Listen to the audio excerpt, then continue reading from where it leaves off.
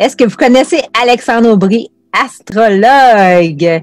Je me présente, Pascale Manon-Vachon, je suis numérologue, conférencière et formatrice. Aujourd'hui, j'ai un invité spécial pour moi, Alexandre Aubry. Allô, Alexandre! Hello, Pascale Manon, comment vas-tu? Ça va super bien. Écoute, moi, je suis dans la nature aujourd'hui. Mais c'est oui, vraiment c'est cool. Fantastique, ça! Ouais. Toi, t'es dans l'espace? Ben oui, bien confiné dans mon studio. Oui, wow, dans ton studio. Ça fait longtemps que tu as ce studio-là? Oui, quand même. J'ai développé ça il y a à peu près 6 ans. C'est tout petit, là. Tu sais, c'est à la maison. On fait ça maison aussi, justement. Mais ça s'en vient. Il devrait grossir un peu prochainement, là. Les beaux projets sont en marche. Oh, hey, déjà, on commence ça fort, l'entrevue, Yes. avec des projets, hein? Parce que moi, je suis une fille de projet. Alexandre, je veux te dire merci. Merci d'avoir accepté mon invitation. J'ai un autre grand merci à te faire. On s'est rencontrés, ça fait environ 3 ans, dans une conférence que tu donnais en lien avec l'astrologie et les gens en affaires. Et moi, j'ai vraiment adoré cette entrevue-là. Et c'était dans le cadre de réseautage en direct. Réseautage en direct, c'est un regroupement de gens d'affaires. Et pour moi, ça a fait vraiment exploser mon entreprise. Puis c'est grâce à toi. C'est toi qui m'en avais... Tu sais, j'avais été te voir à la réunion. Oui. Tu t'avais rencontré. Puis après ça, il y a des gens qui étaient venus me voir là, en lien avec réseautage en direct. Mais fait que merci. C'était vraiment, ça me fait plaisir. Vraiment cool. Puis j'étais encore avec la gang de réseautage en direct. Ben oui. On a bien du fun avec cette gang-là, en tout cas. Vraiment, vraiment. Oui. Alexandre, question pour toi. Qu'est-ce qui t'a inspiré à être astrologue? Puis dis-moi, ça fait combien de temps que tu es astrologue? OK, écoute, ça, c'est une belle histoire. Je la raconte toujours en conférence, bien entendu. Tu sais, moi, j'ai toute mon adolescence, mon début de l'âge adulte, je rêvais être un acteur. Tu sais, c'était ma passion. J'ai joué beaucoup au théâtre. J'ai adoré ça. Tu sais, je suis lion, donc j'aime ça me montrer.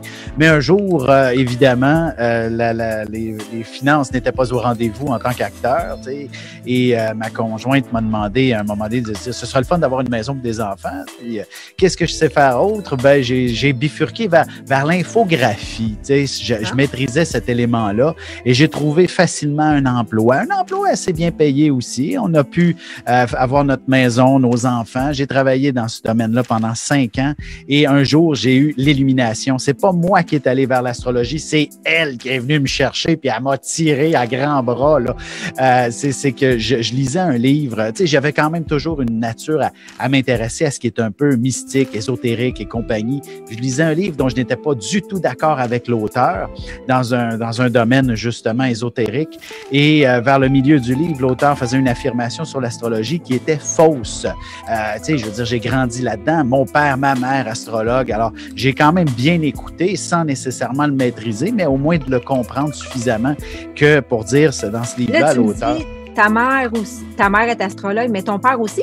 Oui. Ah, ça, tu vois, je ne le savais pas, là. Oui. OK. Mon père, dans le fond, il n'a pas été un professionnel de l'astrologie. C'était un passionné, tout simplement. Quelqu'un qui s'est informé et qui l'a pratiqué par plaisir, tout simplement. Mais il s'amusait à faire les cartes du ciel de tout le monde, là. C'était important pour lui, là. Et il a transmis cette passion-là à ma mère, qui était déjà très, très intéressée avant qu'ils se connaissent. Mais par la suite, Parce ils que ont fait là, il faut un juste beau savoir, de dire aux gens, c'est qui ta mère, Alexandre Aubry, ta mère, Madame Jacqueline Aubry, qui a été très connue au niveau de l'astrologie, beaucoup de chroniques à la télé, des livres et tout. Et là, malheureusement, on a eu une perte dernièrement. Ta mère elle nous a quittés, puis je dis toujours, elle est allée faire le tour là, pour vrai, dans les étoiles. C'est vraiment le cheminement est presque parfait d'une certaine façon. Puis, comme je disais, c'est juste pour conclure comment l'astrologie m'a appelé. Tu sais, c'était le livre. Et là, ça a allumé une lumière en me disant, mais c'est de l'astrologie qu'il faut que je fasse. Et tout de suite, j'ai appelé ma mère dans la minute qui a suivi. Puis, je lui ai demandé, est-ce que je peux faire de l'astrologie comme toi? Puis, elle me répond, il était temps. Alors, c'est ça, le gars. Wow! Oui, c'est du scorpion, hein. Elle a dit, là, tu vas le pratiquer, puis ça sera pas long, tu vas l'apprendre. Et 6 mois de cours intensifs, et à partir de avec ta mère, naturellement. Ben oui, évidemment. J'irai pas apprendre de qui que ce soit d'autre. J'ai pris les livres qu'elle-même a lus pour apprendre l'astrologie. Alors, tu sais, on a partagé notre bibliothèque là-dessus. Elle m'a partagé tous ses livres. C'est donc un monument de connaissances qu'il fallait apprendre. Et j'étais dans cette période de vie où j'avais envie de ce changement-là. Puis écoute, moi, c'est en quelle année, ça, à peu près? C'était en 2002. 2002, OK. Oui, et ça a été vraiment une révélation des plus évidentes, dans le sens où j'ai fait, je vais non seulement pouvoir retourner sur scène, faire de la conférence, aller devant les caméras. Ma mère a été quand même une personnalité publique derrière les micros. Bref, pour moi, c'était une passion totale qui revenait. Puis en plus, je me suis dit, ce qui est encore de mieux avec l'astrologie, c'est que je vais pouvoir maintenant jouer mes propres textes. Donc, ça a été exceptionnel de me dire, je me lance là-dedans.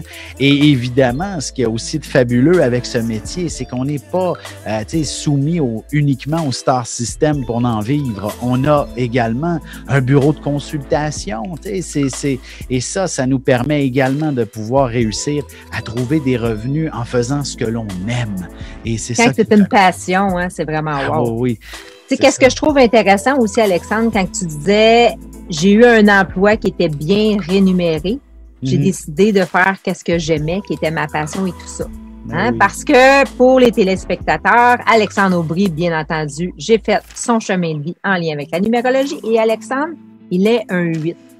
Hein? Mais le 8, il y a vraiment deux façons de le voir. Je l'ai fait dessiner comme ça parce que le 8, c'est quand même le nombre de l'argent. Mais aussi, tu sais, le 8, c'est le nombre de l'infini. Pas, tu sais, du début à la fin.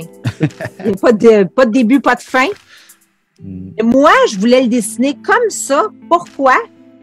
Parce que c'est important d'avoir un équilibre entre le côté matériel et le côté spirituel.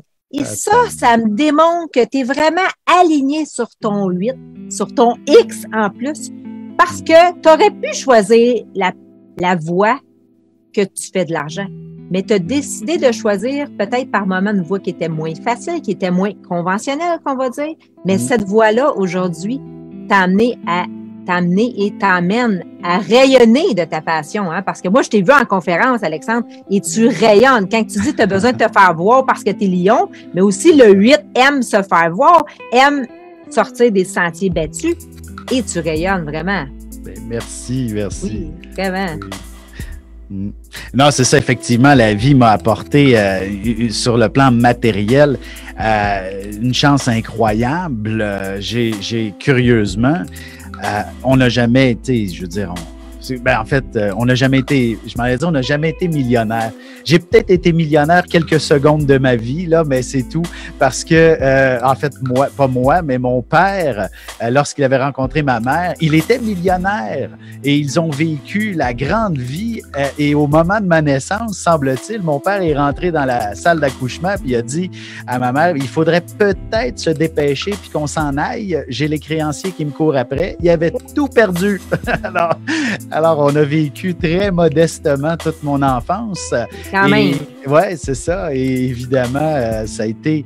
et c'est ça, ma mère, oui, a bien réussi sa carrière par la suite. Après le décès de mon père, elle s'est prise en main et a tout de même connu une belle carrière à travers les médias, à travers l'astrologie dans son ensemble pour tout de même arriver à bien faire vivre ma sœur et moi. Et on a... Tu sais, c'est quand même pas... On s'appelle... On est dans la classe moyenne, bien entendu, mais je n'ai jamais souffert de manque d'argent dans ma vie. C'est sûr qu'il y a eu des périodes plus serrées. Oui, mais tu n'en manqueras pas d'argent, Alexandre. Exactement. Parce que le 8, moi, quand j'ai fait ton thème de numérologie, tu as énormément de 8, mais ton 8, je le sens qu'il est vraiment en équilibre. Tu sais, qu'il est vraiment en équilibre entre le côté plus astrologie et ton côté matériel. Ton côté astrologie t'emmène le volet spirituel que je trouve ça intéressant. Là. Oui, puis c'est ça, j'ai jamais eu de manque, évidemment, comme je dis, j'ai pas fait le tour du monde, pas encore, j'aimerais bien en tant qu'ascendant Sagittaire. D'ailleurs, tout comme toi, Pascal Manon, on a des prétentions à voyager un petit peu et ça peut coûter cher, mais bon, ça va venir un jour, mais une chose. Mais là, j'ai une question pour toi. Oui. Quand on parle de l'ascendant, hein, on dit que l'ascendant prend le dessus en vieillissant. C'est-tu vrai, ça? Oh, non, en fait, je dirais que c'est pas que c'est vrai ou faux, c'est que ça s'applique pas comme ça. L'ascendant, c'est davantage ce qu'on dégage. C'est un petit peu comme notre voiture. Tu sais, c'est comme si toi, tu es une bélier, moi, je suis un lion, mais tous les deux, on a une voiture sagittaire, tu sais, dans le sens où on est des gens assez extravertis, en quelque sorte. On est des gens qui aiment voyager. En fait, on dégage le côté passionné, le côté voyageur, le côté explorateur. Mais au fond de nous, nous sommes notre cœur qui est notre signe à la base. Comme le moi, soleil, quand on dit le soleil.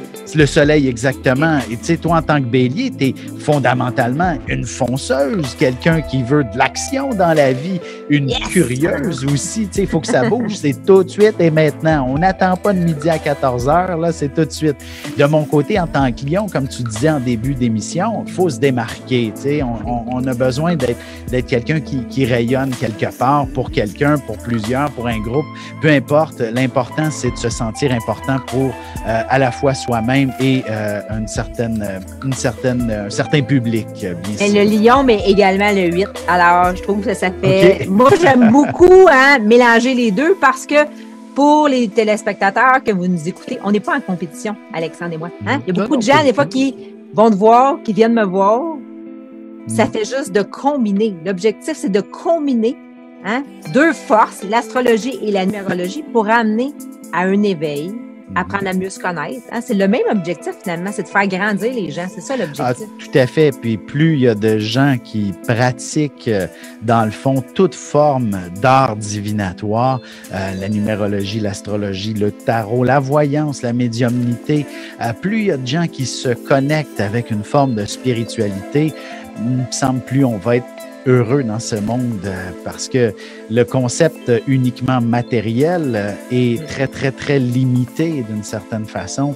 Tu sais, je veux dire, la preuve en est faite, là, les grands millionnaires de ce monde ne sont pas nécessairement plus heureux que d'autres personnes. Alors, c'est simple comme ça. Puis j'en ai connu des gens qui étaient riches et célèbres et ils n'ont pas nécessairement le bonheur plus facile que d'autres. Et même souvent, au contraire, parce que ma mère s'était remariée après mon père avec un millionnaire et c'était un homme coincé dans une famille dévastée. Quand je dis dévasté, là, et pourtant, l'argent coulait à flot là-dedans, là. Et c'était assez, je dirais, dramatique. Lui, il avait déjà des enfants, beaucoup plus vieux que ma sœur et moi, là. Il était un peu plus vieux que ma mère. Et sur 5 enfants, il y en a un qui était devenu millionnaire, mais lui-même dévasté. Un autre complètement perdu dans le domaine artistique. Ça prend la paix. Non, ça prend la paix. Exact. Et il avait... C'est ça. Et cet homme-là avait une ex-femme alcoolique, dépressive. Donc, on comprend tout de suite que c'est vraiment pas l'argent qui fait le bonheur, mais bien, il s'agit d'un outil pour nous apprendre, pas pour nous apprendre, mais pour vivre dans le monde matériel, et c'est tout. Alors, il faut l'exploiter afin de se sentir bien et heureux là-dedans, et c'est certainement pas l'accumulation de matériel qui est une source de bonheur. Ça c'est clair et définitif. Hey, pour Alexandre, tu me permets, une date de naissance, c'est puissant, on le sait, tous les deux, on travaille toujours avec une date de naissance. J'ai une année pour toi. Quand j'ai fait ton calcul de ta date de naissance, il y a toujours une façon d'aller chercher une année marquante qu'on appelle, en lien avec ta date de naissance, et c'est 1997. Qu'est-ce qui est arrivé en 97? Ben c'est ça, oui, on en a parlé un petit peu en début d'émission, là, on brûle le punch, c'est pour ça qu'on n'a pas une face trop surprise. Mais non, écoute, j'ai rencontré la mère de mes enfants en 1997, puis Dieu seul sait comment mes enfants sont d'une grande importance. Puis je pense que c'est vrai pour tout le monde, des enfants, c'est ce qu'il y a de plus important. Puis mes enfants ont une connexion tellement importante avec l'astrologue que je suis. Wow. Écoute, c'est fabuleux, là. La naissance de... puis la mère de mes enfants avait déjà un garçon quand je l'ai connu. Donc, je l'ai élevé au départ. Mais quand elle est tombée enceinte du deuxième, là, un garçon, de mon premier à moi, mais de son deuxième à lui, il y a eu un phénomène assez particulier. Écoute, j'étais dans une période, la période où je travaillais en tant qu'infographiste, mais là, je travaillais dans une imprimerie à ce moment-là, à Montréal. On habitait sur la Rive-Sud. C'était des longues heures de trafic que je me tapais à chaque matin et je cherchais un autre emploi sur la Rive-Sud, dans le même domaine, évidemment, mais plus du côté du marketing pour aller chercher un peu de créativité là, plutôt que dans une imprimerie, tu sais, histoire de voir si je pouvais me combler un peu mieux de ce côté-là. Mais tu devais être bon, par exemple, à ce niveau-là. Ça marchait au bout, c'était le fun, j'aimais ça, mais on dirait que j'étais bloqué, il y avait quelque chose qui était pas parfait. Mais je te dis, tout ça pour te dire, c'est que j'avais envoyé plusieurs CV et là, le jour de l'accouchement, ma femme à la maison, elle crie de douleur en pleine nuit. Ça va pas bien. On part en voiture et évidemment, on se rend pas à l'hôpital. Oh non, pas vrai? Oui, et là, près de l'autoroute 20, sur le boulevard de Mortagne, à Montarville, Montarville et de Mortagne à Boucherville. Écoute, elle accouche devant un lampadaire, devant quelques édifices à bureaux. C'est-tu un enfant bélier? Non, c'est un petit scorpion. Okay. Un martien, dans le fond. Tu sais, les béliers et les scorpions sont des signes de Mars, hein, deux martiens. Donc, c'est un petit scorpion né le matin, dans le fond, du 31 octobre, un jour de pleine lune en plus, sous la pleine lune. Alors, on voyait Halloween en plus. Oui, et écoute, quelques heures plus tard, je suis encore à l'hôpital, bien entendu, mais je prends mes messages. J'ai une demande d'entrevue venant d'un des bureaux exactement à côté de là où il est né. Wow! Hey. C'est ça. Et j'ai eu l'emploi. Là, en astrologie, non, pas en astrologie. Non, en tant qu'infographiste encore. Infographiste, OK, parfait. Oui, c'est ça. Puis donc, ce que je veux dire, c'est que cet emploi-là, étant tout près de chez moi, c'était merveilleux. J'avais plus de problème de déplacement. Le temps était vraiment merveilleux. Et par rapport à l'astrologie, ce qui est arrivé, c'est que je m'ennuyais dans cet emploi-là. Ça allait tellement bien, là, c'était tellement facile pour moi que j'avais du temps pour lire. Et le fameux livre que j'ai parlé tantôt, je lisais sur la job. Tu sais, alors, il y a rien. L'astrologie, finalement. Oui, c'est ça. Il n'y a rien qui arrive pour rien. Puis comme je m'ennuyais aussi par moments, écoute, j'ai étudié, il y a des gens en arrière de toi, j'ai étudié beaucoup l'astrologie pendant que je travaillais en plus, parce que des fois, j'attendais les contrats, j'attendais le travail. Moi, je veux dire, j'étais au service d'une flotte de vendeurs, de représentants qui me demandaient de faire des corrections à leur PowerPoint ou encore aux brochures de l'entreprise. Tu es capable d'en prendre. Tu es un homme qui est capable d'en prendre. Là, hein? En fait, c'est ça. Ce qui arrivait, c'est que je devais attendre qu'on m'appelle pour travailler. J'avais pas toujours des mandats bien précis, mais c'était quand même important que lorsque le vendeur allait rencontrer un représentant, que son PowerPoint était vraiment impeccable. Alors, c'était mon travail de faire ça. Puis, pour la naissance de ma fille, 2 ans plus tard, ça a été, dans le fond, j'avais terminé d'étudier l'astrologie. J'étais prête à faire le grand saut et sa naissance m'a permis de prendre le fameux congé parental de l'assurance chômage de l'époque. Et évidemment, je n'avais que 9 mois devant moi après sa naissance pour réussir à en vivre de l'astrologie. Wow. Et ça a été mission accomplie. Alors, comme je disais, mes enfants ont été extrêmement importants et c'est donc en 97, cette femme-là est arrivée pour me permettre cette grande transformation. Nathalie, elle a eu une grande incidence, hein? Ça, voilà. C'est clair. Moi, on a eu la chance de se voir dans une conférence que tu donnes en lien avec les signes astrologiques et closer les signes astrologiques en affaires. Pour vrai, là, c'est vraiment le fun, hein? Parce que moi, quand on commence tout le temps par mon signe, qui est le bélier. Oui. C'est vraiment, vraiment plaisant. Est-ce que c'est des conférences que tu vas redonner, ça? Parce que j'imagine qu'ils doivent rouler souvent, eux autres. Écoute, oui. Puis, dans le fond, je l'ai roulé dans notre réseautage très, très régulièrement. Il y a quand même quelques milliers de personnes dans notre réseautage. Donc, ils l'ont pas toutes vue. Alors, je la reprends de temps à autre. Oui. Mais une chose est sûre, ce qui se trame à l'horizon, je suis en train de refaire mon site web. et il va être définitivement axé sur de la formation astrologique. Mais plutôt que d'être quelque chose de drabe et large, ça va être aligné sur des sujets. Et ce qui s'en vient, le premier sujet... En Zoom? Est-ce que ça va être en Zoom? Ça va être des formations? Du pré-enregistré. OK, parfait. En grande partie, mais il y aura un volet par la suite pour aller plus loin, évidemment, sous forme d'un peu plus de consultation. Ça peut être effectivement à travers de la vidéoconférence. Mais une chose est sûre, ça va être surtout du pré-enregistré, mais beaucoup d'informations, mais par sujet. Le premier sujet qui va sortir, ça va être l'art d'élever ses enfants. Comme je disais, comme ton important. livre que tu as fait, hein, ton e-book. Tout à fait. Alors, ça va être ça. Le deuxième sujet, ça va être sur la croissance personnelle. Identifier la personne que nous sommes facilement et rapidement. Troisième sujet, on va s'en aller justement vers les affaires. La conférence que tu as entendue, en fait, l'idée, ça va être vraiment de comprendre comment on peut développer le potentiel professionnel avec, soi-même, mais aussi avec des collaborateurs et également comment réussir à convaincre un client d'acheter son propre produit parce qu'ils sont faciles à identifier. Par la suite, on va développer avec le sujet de l'amour, évidemment. C'est sûr. Et le dernier grand sujet sera véritablement une formation complète en astrologie. Wow. Donc, comment devenir astrologue. C'est un projet de 2 ans dans l'ensemble que je développe, mais dans les prochains jours, on va voir un premier élément sortir. C'est un petit punch, ça? Hein? Oui. Écoute, honnêtement, les jours, ça devait se faire il y a déjà à peu près 2 ou 3 semaines, mais la vie m'a amené à devoir faire une petite pause et prendre il y a eu, je veux dire, le décès de ma mère qui est arrivé a un peu chamboulé ces projets-là, mais en même temps, c'était peut-être aussi pour les peaufiner parce qu'il y a des petits détails qui étaient encore à régler, à mettre au point. Puis voilà, on est sur le point effectivement de le sortir. Une première bride d'informations, puis c'est super beau. Là. J'ai vu le projet. Là. Je collabore avec des gens parce que jusqu'à maintenant... c'était ma question? Oui, parce qu'avant, je faisais tout moi-même, puis on n'arrive à rien. C'est pas assez...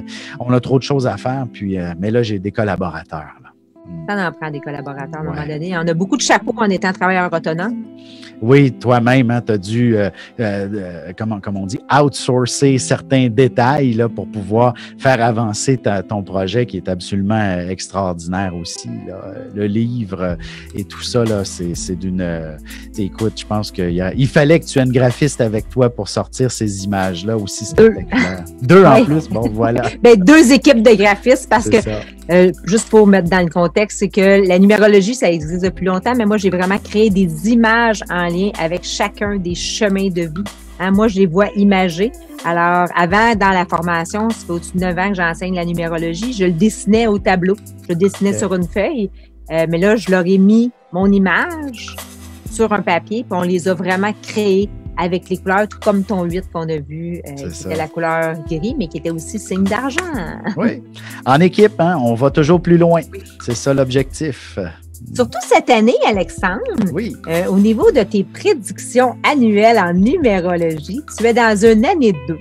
Okay. L'année 2, je te dirais que faut faire attention parce que des fois, la ligne est mince entre le côté positif et le côté négatif. Il y a 2 années que c'est comme ça, l'année 2 puis l'année 9.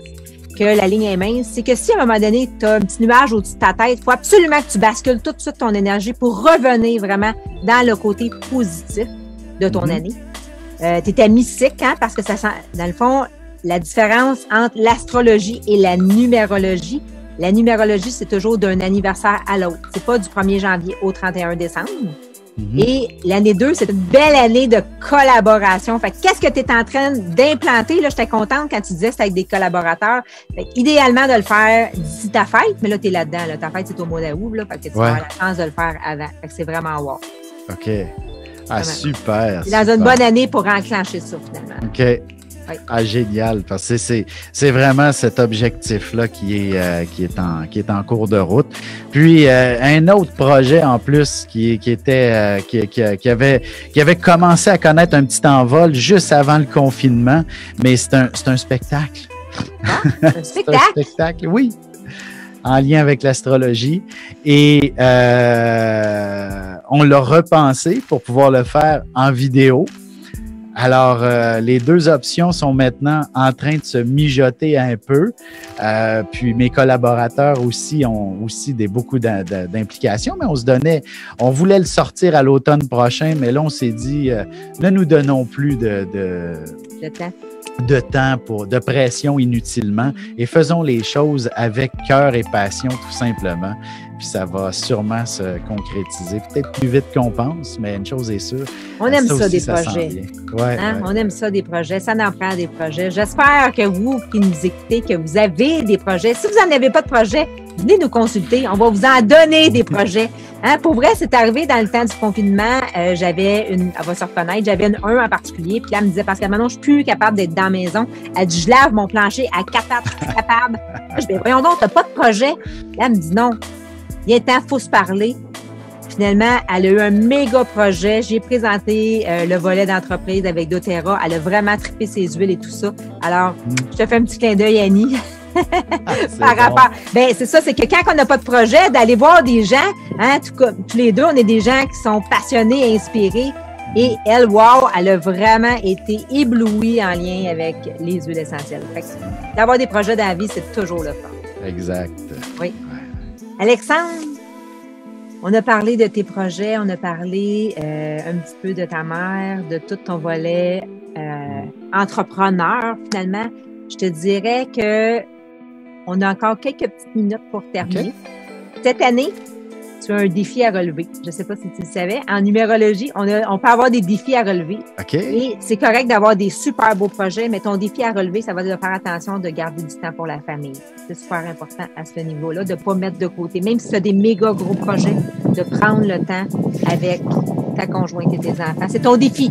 Ça veut dire quoi quand c'est un défi pour moi? C'est que ça se peut que ça ne soit pas nécessairement facile. C'est un défi à relever.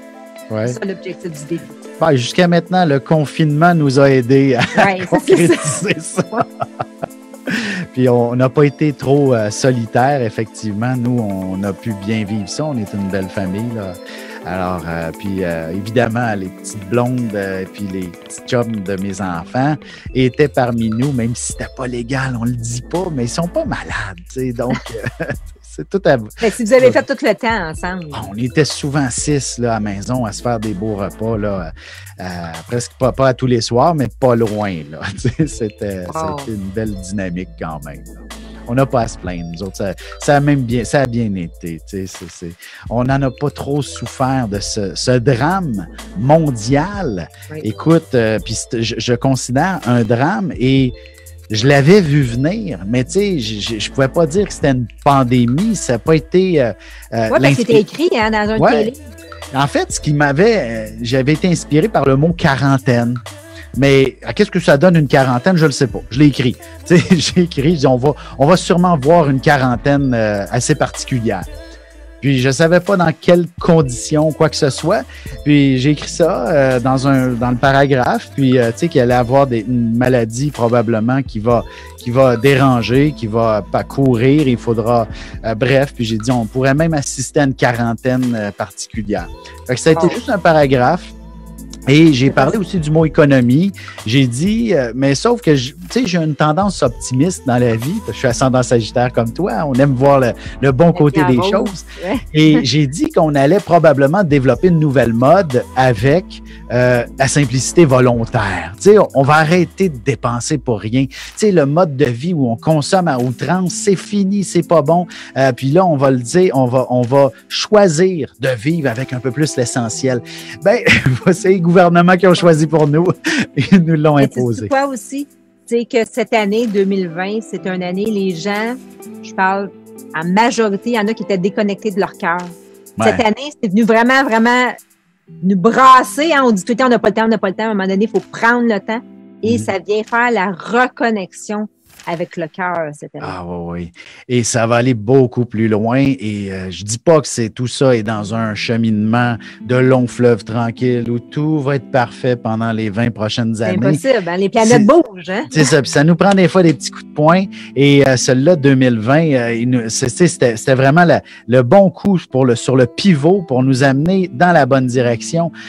Mais l'objectif de la vie, dans le fond, je soupçonne, c'est de créer une solidarité beaucoup plus intéressante et de ne plus nécessairement chercher à profiter l'un de l'autre, mais bien de collaborer l'un et l'autre. Oh, c'est bien dit, Ça va prendre peut-être, je dirais, une bonne décennie et demie pour que ça se concrétise. Voilà le mot juste. Mais une chose est sûre, 2024-25, la vie va vraiment nous aiguillonner à s'en aller dans cette direction-là. Déjà cette année, le confinement nous oblige à comprendre de respecter les autres. Écoute, quand on côtoie maintenant d'autres personnes, on met un masque ou bref, on préfère, dans le fond, poser la question. Avoir des distances. Tu sais, par respect pour l'autre, bien entendu, parce qu'on le sait que la majorité des gens ne sont pas malades, mais on va s'assurer de protéger, protéger l'autre avec des mesures, les mesures que la santé nous propose, mais c'est juste un respect, dans le fond, pour l'un et l'autre, et c'est ça l'objectif. Et je pense que comme ça, de fil en aiguille, avec différents éléments, de différentes réalités, on va s'en aller vers une plus grande solidarité et on va aller plus loin que le simple respect, mais aussi une meilleure qualité Connecté. de vie. Connecté, C'est ça. hein? Connecté. Connecté. Merci sincèrement, Alexandre. Est-ce que tu as une dernière petite minute que tu aimerais dire quelque chose aux téléspectateurs? Écoute, en fait, je dis toujours, si vous n'êtes pas sur votre X, il faut le chercher. Et c'est important. Puis le X, c'est avec le cœur qu'on le vibre et non pas avec la raison. Puis je pourrais raconter mon propre cheminement. Moi, j'ai dit, je suis lion, qu'est-ce que j'ai besoin? D'être important. Et c'est pour ça, quand j'ai vu la télé puis la radio apparaître, ça a fait, mais je suis bien quand je suis dans ces moments-là. Et en ce moment, je te parle, je suis bien. Je me pose pas de questions existentielles. Alors, chacun des 12 signes, chacune des cartes du ciel explique assez clairement, tout comme la numérologie, tu l'as exprimé avec quelqu'un d'autre tantôt, qui s'est retrouvé, qui a trouvé son sens à la vie. Et c'est ainsi qu'on va pouvoir cheminer plus heureusement tout le monde ensemble. Vraiment, c'est ça l'objectif, hein, de nous faire cheminer. Par moments, c'est de se faire brasser, mais pour revenir sur notre voie, sur notre mission de vie. Alors, merci d'être venu aujourd'hui, hein, les jeudis de Pascal Manon. Et puis, c'est un plaisir de vous retrouver mardi prochain à 8h AM. On se dit à bientôt. Merci. Bye bye. Bye bye.